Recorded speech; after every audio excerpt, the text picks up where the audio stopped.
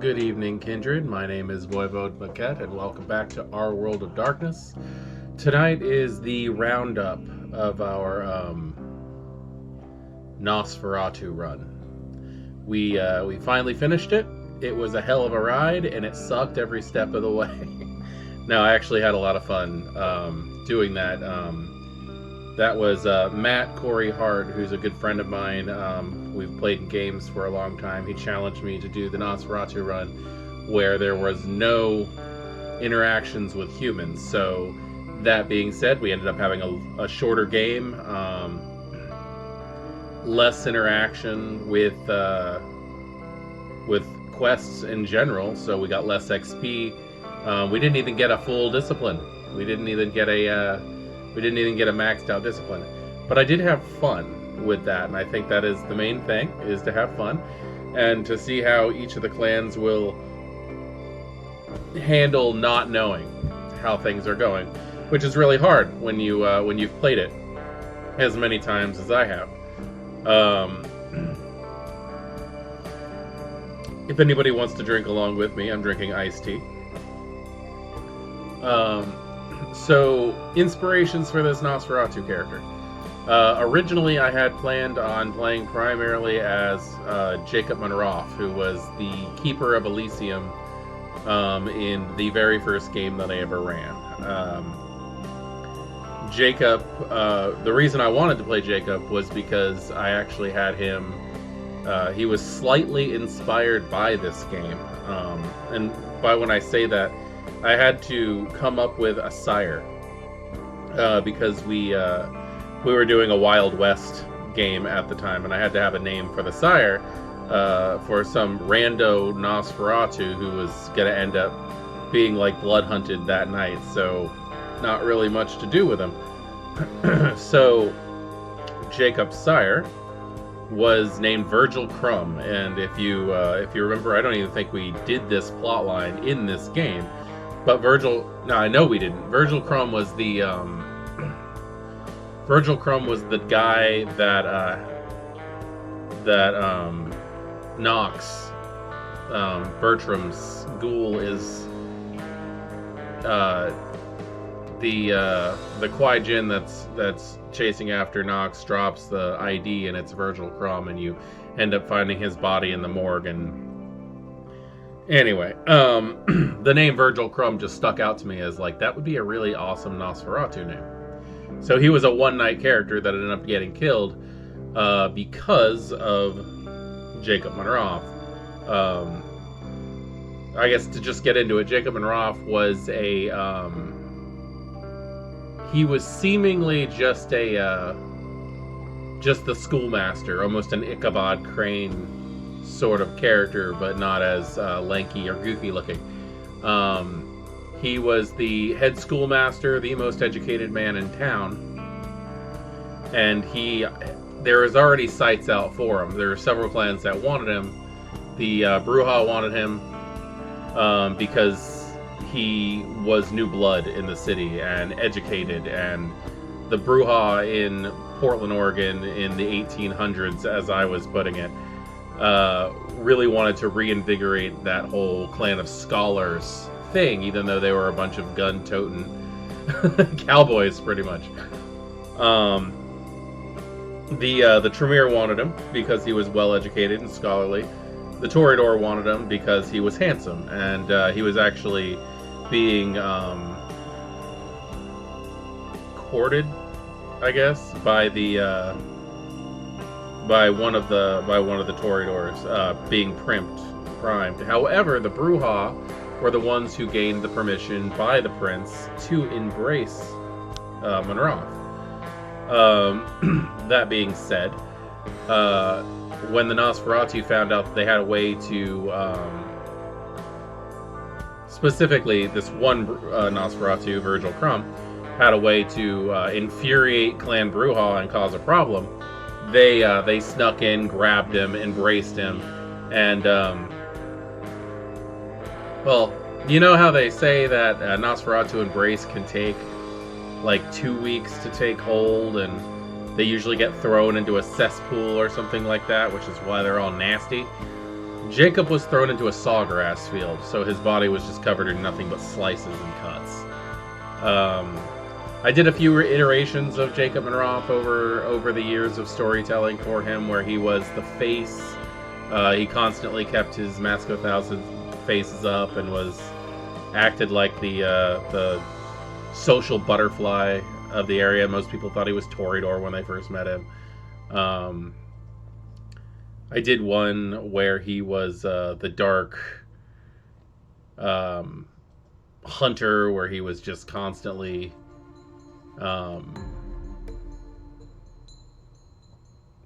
he was lying most of the time, where he was the monster in the dark, where he just lost himself in the whole Nosferatu thing and alternate timelines. It was a very long, skippy game, but as much as I enjoyed running it, and as much as I really wanted to portray Jacob in that light in this game, I realized very quickly that I had started to incorporate parts of the Nosferatu that I played in the last game that I got to play in, the last LARP game, which I played a guy named Alexander who was based off of the actor Conrad Veidt. He played a character in the movie The Man Who Laughs, and basically the inspiration of where the Joker came from and all that stuff. But the idea was that he was a tortured soul who was permanently scarred with a grimace, and I took that, and also Joaquin Phoenix's portrayal of the Joker with the whole neurological laughing disorder, and added that to it, and I ended up playing a very sad character who at first seemed to be the most entertaining, fun guy to be around, constantly picking primarily on the Giovanni because it was a independent alliance game in 20th anniversary edition.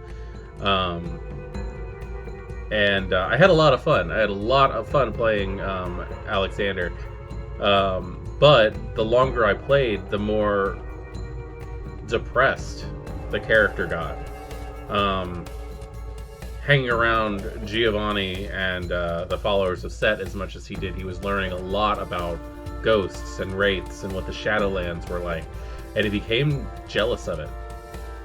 He started realizing that being a dead ghost was closer to being human than being a Nosferatu, and there were so many things that he missed that he felt that the wraiths had access to that he did not. So I really do think that Monrough, as I was playing him in Bloodlines, was more of Alexander Khan, because I just wanted to be left alone. Like, at first it was a game of, oh, don't let them see me. It's a permanent game of hide and seek. But like, the more I traveled in the sewers, and the more I stuck to the shadows, and the more I used obfuscate, the more, when I was sitting behind the keyboard and playing that game, the more depressed I started to feel. The more I lost any sense of fun in the character, and I just wanted it over. I really don't think that this game is built for Nosferatu to be Nosferatu. You're meant to run around, act like a jackass, and scare people, and that is a lot of fun. That's a hell of a lot of fun to run around and do that kind of thing. You get so many fun reactions when you go and talk to, like, the nurse at the front of the clinic and she starts freaking out, or when you go and talk to Fat Larry, or when you go talk to the drug dealers in the beach house. There's so many funny things where when you're playing Nosferatu in this game, it actually just becomes humor. But when you are hiding in the shadows and realizing, oh, that person saw me, it's time to end a life, I find it affected me more. than I thought it would have. Because at first it really was like Mission Impossible spy game. And then when I started making small connections with like Mitnick and Amalia and even Gary, gorgeous Gary Golden,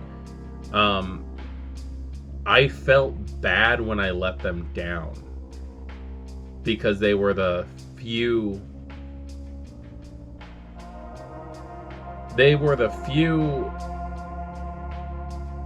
touchstones to humanity I had, because they were society and they were community and they were reaching out. Even if they just needed me to do things for them. Gary was telling me to go here and there and do stuff for information, and Mitnick was like, yeah, dude, break into this place and implant a virus and set up some cameras. But I was so happy to do it. It was so much fun to just to have people that I cared about as that character who were depending on me to do something. I started to resent and hate LaCroix more than I ever have for any other character. Like, I've played this game with pretty much all the clans, and I've always been like, well, LaCroix is a minor nuisance. He obviously can cause problems, but with the way that the game is set up, he's not going to cause that much of an issue. You just have to do things for him if you want the game to progress. With the playing the Bruja, when I was playing Miles, I just really had this whole, he's obnoxious and he needs to be taken out of power. But I got Nines, and I got Damsel, and I got Skelter, and I got Jack on my back. You know, I've got them at my back who are gonna help me out in that situation. Even though I got the independent ending, I was really hoping for the Anarch ending, which really isn't that much of a difference. I think maybe I got the Anarch ending. I think I got the Anarch ending with that one.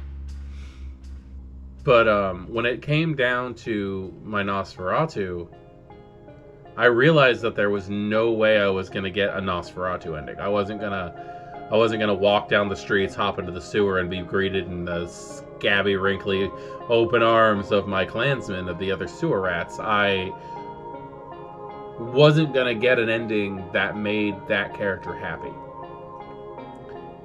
So I decided that one last fuck you to the prince was needed. And by taking what he wanted in front of him, before he died, that he would see that I was getting the better of him, meant more to me than anything at that point. I knew out of character what was going to happen. I knew that once I opened the sarcophagus, it was going to be full of C4 and a love note from Jack. But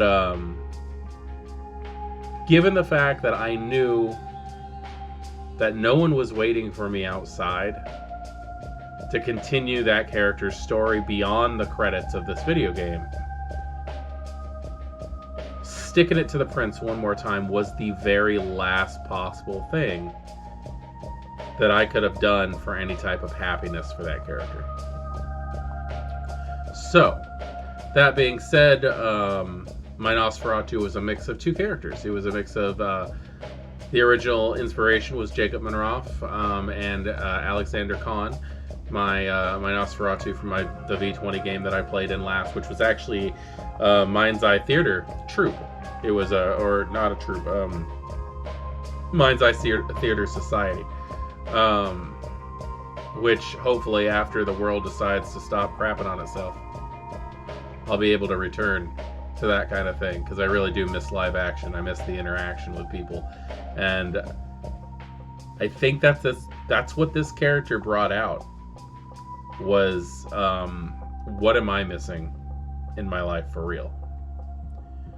So with that being said, I am Voivode Maquette with Our World of Darkness. Thank you for listening to me rant and rave about a fictional character that doesn't actually exist, and I will be back very soon for the next Vampire the Masquerade Bloodlines stereotype run, where we will be playing Toreador, where I will be seducing everything I possibly can, and hopefully getting the Kwai-Jin ending, if at all possible. So, fingers crossed on that one, and I will see you next time in our World of Darkness.